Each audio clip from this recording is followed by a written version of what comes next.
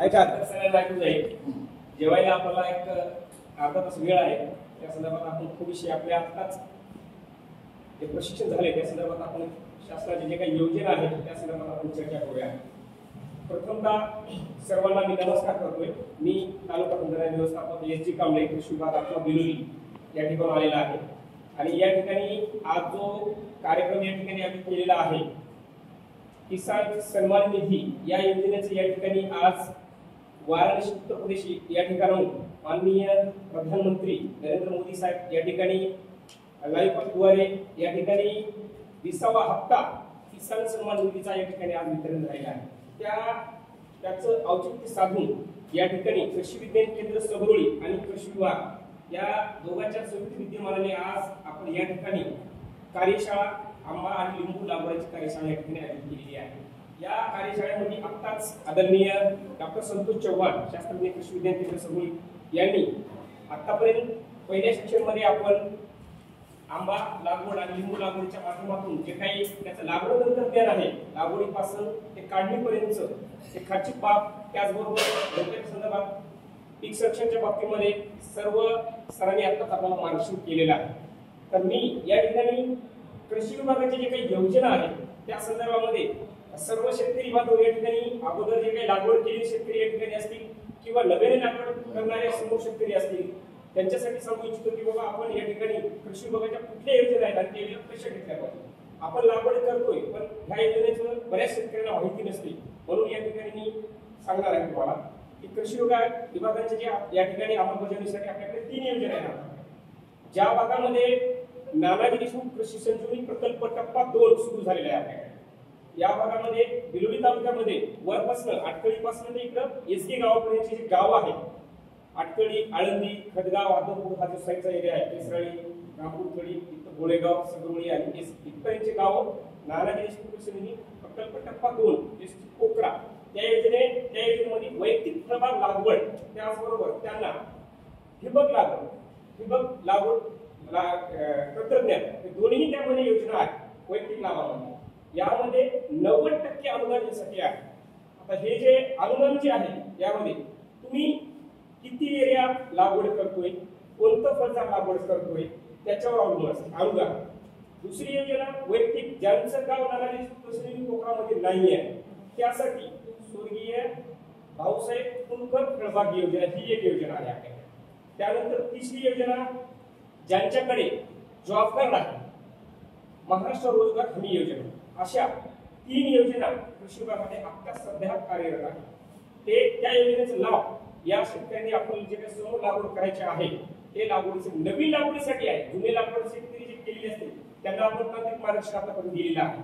पण जे नवीन शेतकरी पुढच्या सीझन मध्ये लागवड करणार आहे येत्या सीझन मध्ये तर किंवा आताही लागवड केली तर चालते. आताही खरीप सीझन आपला चालू आहे. थोडा पावसात अखंड पडलेला आहे आणि रेनी सीझनच आपला आता सगळ्याला चालू आहे. त्यामुळे आताही लागवड करण्यास काही हरकत नाही. तर ह्या अशा 3 योजना आहेत. ह्या योजनेची जी अंमलबजावणी आपल्याकडे आहे ते जे तुम्हाला मी सांगितले की बाबा ज्यांचं अंतर आणि क्षेत्र त्यावर अवलंबून योजना आहे. त्याच्यामध्ये एखाद्या शेतकऱ्यांनी 1 एकर लागवड करायचं असेल किंवा 2.5 एकर लागवड करायचं असेल त्यांच्या अंतरनुसार आणि त्यांच्या क्षेत्रानुसार आम्हाला सांगतोय. तर त्या पद्धतीनं हे आहे. ज्यांना कोणाला ह्या योजनेमध्ये आपल्याला लाभ घ्यायचा असेल मोठे शेतकरी आहेत जे की 10 एकर ज्यांच्याकडे शेती आहे 5 एकर ज्यांच्याकडे शेती आहे तसे शेतकरी या फळबाग लागवडीमध्ये समाविष्ट होऊ शकतात. ज्यांच्याकडे कमी क्षेत्र आहे ते तर निश्चित लागवडी करण्यात 1 एकर क्षेत्र आहे 1/2 एकर क्षेत्र आहे ते शेतकरी याच्यामध्ये लागवड करू शकतात. कारण त्याला परवडण्यासारखं नसतं. त्याचं जमवचं मार्केटिंग असेल किंवा तंत्रज्ञान असेल. पण दुसरी योजना निर्यातीच्या बाबतीमध्ये चर्चा करायचं म्हटलं मार्केटिंग. आता गटशेतीने जर करायचं म्हटलं तर 10 शेतकरी किंवा 15 शेतकरी एकत्र फळबागा लागवड केली त्याचं फळ निर्यात करायचं जर आपण ठरवलं समजा निर्यात बाबतीमध्ये बाहेर देशामध्ये किंवा बाहेर राज्यामध्ये जर आपल्या फळांचं मार्केटिंग त्या ठिकाणी आपल्याला करायचं असेल निर्यातच्या फळ लागवडीमध्ये महत्वाची गोष्ट आहे. त्यामध्ये आपल्याला पॅकहाऊस वेगळे आता गटशेती किंवा शेतकरी उत्पादक कंपनीच्या माध्यमातून जर आपल्याला फळबागा लागवड करायची असते किंवा समोर त्याची प्रक्रिया करायची असेल. आताच आपली काल 30 तारखेला एक लिंबू आणि आंबा लागवडीची कार्यशाळा आहे. लिंबू संत्रा मोसंबी याची कार्यशाळा आहे. त्यांनी त्या ठिकाणी शेतकरी उत्पादक कंपनीचे जे विलास शिंदे आहेत नाशिकची त्यांनी त्या ठिकाणी मार्गदर्शन केले बाबा आता आपल्या कृष्णूरला या ठिकाणी जवळ एक प्रोसेस युनिट आलेलं आहे, ते माहिती आहे का तुम्हाला? या ठिकाणी लिंबूवर्गीय जे फळपीक आहे, लिंबू, संत्रा आणि मोसंबी हे तीनच पिकं लिंबूवर्गीयमध्ये येतात. त्यामध्ये त्या ठिकाणी विलास शिंदे यांनी कृष्णूर या ठिकाणी एक प्रोसेस युनिट टाकलेलं आहे लिंबूवर्गीय फळपिकासाठी. त्याने त्या ठिकाणी जे पल्प आहे, आपण दरवर्षी फळं नसतानाही आपण ज्यूस पितोय त्यासाठी त्या ठिकाणी पल्प काढल्या जाते, ज्यूस काढल्या जाते आणि त्याची प्रक्रिया केली जाते. तर त्या ठिकाणी जर तुम्हाला निर्यात करायची असतील फळे तर एकत्रितरित्या फळं जर निर्यात केलं तर तुम्हाला योग्य भाव मिळतोय आणि कधी पण तुम्हाला मार्केटिंगसाठी जवळ आहे. कृष्णूर लावलंय पण सर कृष्णूरला आहे मार्केट. त्यांना कोणत्या गावची आवडते त्या कंपनीला ते पाहिजे माहिती आपण कार्यशाळा आल्या नाही. मी बोलतो तुमचे प्रश्न नंतर सांगा. माझा स्टॉप झाला तर तुमचे प्रश्न सांगा तुमचे नंतर प्रश्न घेतो. थोडं आहे आपण सांगल्या बरेच प्रश्न दोन मिनिटात सांगतोय. त्यानंतर ह्या ठिकाणी जे आपल्याला लागवड करायची इकडल्या भागामध्ये काही शेतकरी आहेत का आपल्या इकडे नाही, इकडच्या भागामध्ये मी जे गावात सांगितले तुम्हाला त्या भागामध्ये नसतील तर मग नाना देशमुख कृषी संजीवनी प्रोग्राममध्ये गाव नाहीये, बरोबर? त्यांनी पावसाळ्यात तुमच्या प्रभागामध्ये एक तर लाभ घ्यावे लागेल किंवा मग महाराष्ट्र रोजगार हमी योजनेमध्ये लाभ घ्यावे लागेल. दोनच योजना आपल्याकडे आता चालू आहे आणि इकडचे जे भागामध्ये जे गाव प्रोग्राममध्ये आहे त्या योजनेमध्ये तो भाग घेऊ शकतो शेतकऱ्यांनी. त्याची सारी प्रोसेस आहे ऑनलाईन फॉर्म भरणे. आता कुठल्याही कृषी विभागाची योजना घ्यायचं म्हणल्यानंतर महाडीबीटीवर फार्मर आयडीची नोंदणी केलेली आहे त्यांनाच फॉर्म भरता येईल. महाडीबीटीवर सगळं कृषी विभागाच्या सर्व योजना त्या कुठेही ऑफलाईन नाही आहेत. सध्या सर्वांची फार्मर आयडी काढणे कंपल्सरी आहे, महाडीबीटीवर फॉर्म भरणे कंपल्सरी आहे. या दोन महत्त्वाकांक्षी योजना आता आहेत. ऑफलाईन कुठलेही ऍप्लिकेशन करणं बंद झालेलं आहे कृषी विभागाच्या साईडवर.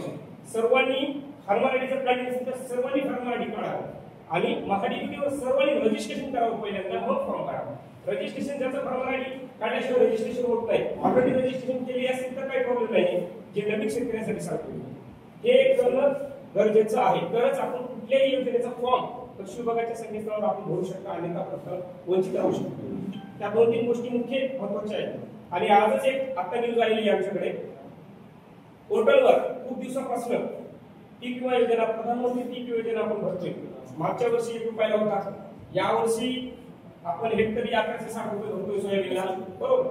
काही आता तांत्रिक अडचण बऱ्याच ठिकाणी वेबसाईट आलेली, बऱ्याच ठिकाणी बऱ्याच शेतकऱ्यांनी विमा भरलेला नाहीये तांत्रिक अडचणीमुळे. तर त्याची आता आजच न्यूज आलेली आहे की 15 ते 14 तारखेपर्यंत बिगर कर्जदार जे शेतकरी आहेत त्यांच्यासाठी ही दिनांक वाढवलेली आहे आणि कर्जदार शेतकरी आहेत त्यांच्यासाठी 31 ऑगस्ट फॉर्म भरण्यासाठी.